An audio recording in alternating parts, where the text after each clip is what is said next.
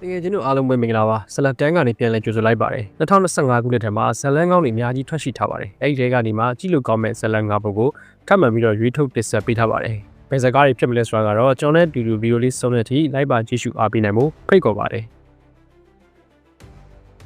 နံပါတ်5 The Perfect Neighbor 2025ဒီဇလန်ကရက်ကွက်တစ်ခုထဲမှာဖြစ်ပျက်နေတဲ့ AD တွေရဲ့ပရိပတ်ခတွေအကြောင်းကိုရိုက်ကူးပုံဖော်ထားတဲ့ဇလန်မျိုးဖြစ်ပါတယ်ပြီးတော့ထူးခြားတာကရဲရရှိတောရဲ့ကိုမှာတက်ထားတဲ့ကင်မရာကနေရိုက်ကူးထားတဲ့ documentary sensor ဇလန်မျိုးပဲဖြစ်ပါတယ်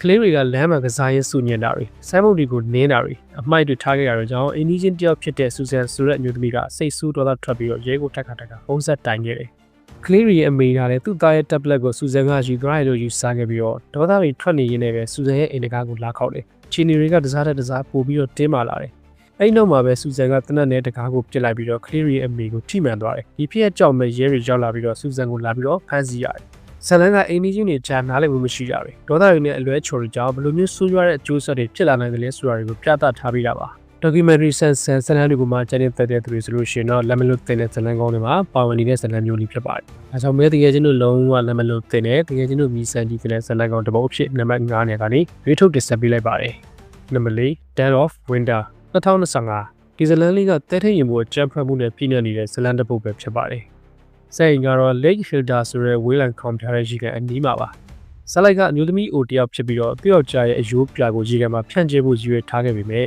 မထင်မှတ်ထားတဲ့အန်ဒီယာတွေနဲ့ရင်ဆိုင်ရပုံတွေကိုစက်အိမ်ဖွဲ့ထားတဲ့ဇလန်မျိုးပဲဖြစ်ပါတယ်။ဇလန်ထဲမှာတော့ပြန်ပြီးဆွေးမှုတစ်ခုဖြစ်ပေါ်လာပြီးတော့တရားခံတွေကသနက်နဲ့လက်နက်ကင်ထားတဲ့စုံတွေပါ။အဲ့ဒီစုံတွေကမိမကနာမကျန်းဖြစ်နေပြီးတော့သူ့ရဲ့တက်ကိုကယ်တင်မှုတွေရက်ဆက်တဲ့အစီအစဉ်တစ်ခုကိုလှုပ်ဆောင်နေတာဖြစ်တဲ့အတွက်ဇလိုက်ဖြစ်တဲ့အမျိုးသမီးကအဲ့ဒီပြဿနာနဲ့ပတ်သက်မိပြီးတော့ပြန်ပြီးဆွဲခင်ရတဲ့မလေးတစ်ယောက်ကိုကယ်တင်ဖို့ကြိုးစားပါတော့တယ်။ဇလန်တစ်လျှောက်ရဲတွေလည်းစုံစမ်းစစ်ဆေးဖို့ကြိုးစားနေခဲ့ပြီးတော့တစ်ဖက်မှာလည်းဇလိုက်ရဲ့ယောက်ျားဖြစ်သူခါဆူလူရဲ့အတိတ်နဲ့သူတို့ရဲ့ဘဝအကြောင်းပြန်တွင်ပြီးတဲ့အခန်းလေးလည်းထည့်သွင်းပေးထားပါသေးတယ်။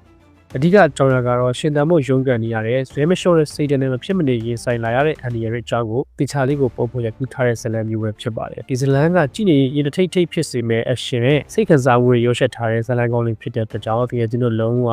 တမ်းမလို့တင်မဲ့နဲ့မီဆာကြည့်တဲ့ဇလန်ကောင်းတစ်ပုဒ်ဖြစ်နံပါတ်4ညကနေရွေးထုတ်တင်ဆက်ပေးလိုက်ပါတယ်။နံပါတ်3 Don't let go to the dog tonight 2025အာဖရိကန်မြေပေါ်ကဥရောပမိသားစုတွေရဲ့ဘွားစကြောင်းကိုယခုပုံဖော်ထားတဲ့ဇလန်ကောင်းလေးပဲဖြစ်ပါတယ်။ဥရောပသားတွေကအာဖရိကန်မြေကိုပြောင်းလာတာများလာခဲ့ပြီးတော့မိသားစုတွေနဲ့စတင်ပြီးတော့အခြေချနေထိုင်လာခဲ့ကြပါတယ်။ဒါပေမဲ့မူရင်းနေထိုင်သူနိုင်ငံတွေနဲ့လူဖြူတွေကြားမှာတော့ဖြစ်တတ်တဲ့ပရိပက္ခတွေမိသားစုတွေကြားကအခက်အခဲတွေနဲ့တိုင်းပြည်ရဲ့မတည်ငြိမ်မှုတွေကြားကနေပဲပပိုဆိုတဲ့ကောင်းလင်းတယောက်ရဲ့ရှုထောင့်ကနေပြီးတော့ဇလန်တစ်ပုဒ်လုံးကိုရိုးလေးနားလည်အောင်ကိုပုံဖော်သွားနိုင်ခဲ့တဲ့ဇလန်ကောင်းတစ်ပုဒ်ဖြစ်တဲ့အတွက်ကြောင့်တကယ်ချင်းတို့လက်မလွတ်တဲ့တကယ်ချင်းတို့ဒီစံကြီးတဲ့ဇလန်ကောင်းတစ်ပုဒ်အဖြစ်နံပါတ်3ညကနေရွေးထုတ်တင်ဆက်ပေးလိုက်ပါတယ်။နံပါတ်2 Modern Report 2025သတင်းတော်တယောက်ဖြစ်တဲ့ Backson Ju ကတော့သတင်းတော်ပြပြီးသတင်းထူးတွေနောက်ကိုအငမ်းမရလိုက်နေတဲ့သတင်းသမားတယောက်ပဲဖြစ်ပါတယ်။သတင်းတော်စွန်ဂျူစီကိုဒီနေ့ကျတော့လူ17ယောက်ကိုတတ်ခဲ့တဲ့ဆေးရုံကအထူးကုဆရာဝန်ဖြစ်တဲ့လီယာဟွန်းဆိုသူကအင်တာဗျူးဖို့တောင်းဆိုလာခဲ့ပြီးတော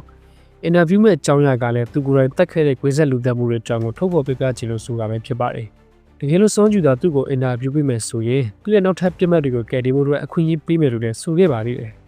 ဒီတော့စွန်ဂျူတရားဝိုင်းသတင်းသမား PPN ရဲ့တွင်းနဲ့ခုံစင်ပြီးတော့အင်တာဗျူးမှာလာဝင်းဆက်လူသက်သမားကရဘလို့ရည်ရွယ်ချက်တွေနဲ့စွန်ဂျူကိုမှဒီအကြောင်းအရာတွေကိုထုတ်ပြောဖို့လုပ်လာရလဲဆိုတာကိုတော့ဇလန်ထဲမှာကိုယ်တိုင်ကိုကြလိုက်ပါစတူဒီယိုကိုတိုက်တွန်းချင်ပါတယ်။ဒီဘက်နှစ်ထဲမှာထွက်ခဲ့တဲ့များ drama thriller အမျိုးအစားဇလန်တွေကနေမှတော်တော်လေးကိုကောင်းမွန်တဲ့ဇလန်ကောင်လို့သတ်မှတ်လို့ရပါတယ်။ဒါကြောင့်ပဲတကယ်ချင်းတို့လုံးဝလက်မလွတ်တဲ့ဇလန်ကောင်တစ်ပုဒ်ဖြစ်နံပါတ်2ညကနေရွေးထုတ်တင်ဆက်ပေးလိုက်ပါတယ်။နံပါတ်1 The Long Walk 2025ဒီဇလန်လေးကစာရေးဆရာစတက်ဖန်ကင်းရဲ့1989ခုနှစ်ကဖြန့်ချီထုတ်ဝေခဲ့တဲ့နမတူစာအုပ်ပေါ်အခြေခံတဲ့ရုပ်ရှင်ကားဖြစ်ပါတယ်။ဖြစ်ပျက်ဇလန်မျိုးဖြစ်ပြီးတော့ရိုက်ကူးသူကလည်းဟန်ဂါဂိမ်းတို့လိုဇလန်တွေကိုဖန်တီးခဲ့တဲ့ Director Francis Lawrence ပဲဖြစ်ပါတယ်။အချိန်ကတော့1980ပြည့်နှစ်ပြည်တွင်းစစ်ကြောင့်ပျက်စီးခဲ့တဲ့နိုင်ငံကိုစစ်တပ်ကအုပ်ချုပ်နေခဲ့ပြီးတော့နှစ်စဉ်တာဝန်လက်လျှောက်ပြိုင်ပွဲတွေကိုကျင်းပနေပါတယ်။ပြိုင်ပွဲရဲ့အဓိကရည်ရွယ်ချက်ကနိုင်ငံတော်ပြည်လဲတည်ဆောက်ရမှာလူအများကိုအားတက်စေဖို့နဲ့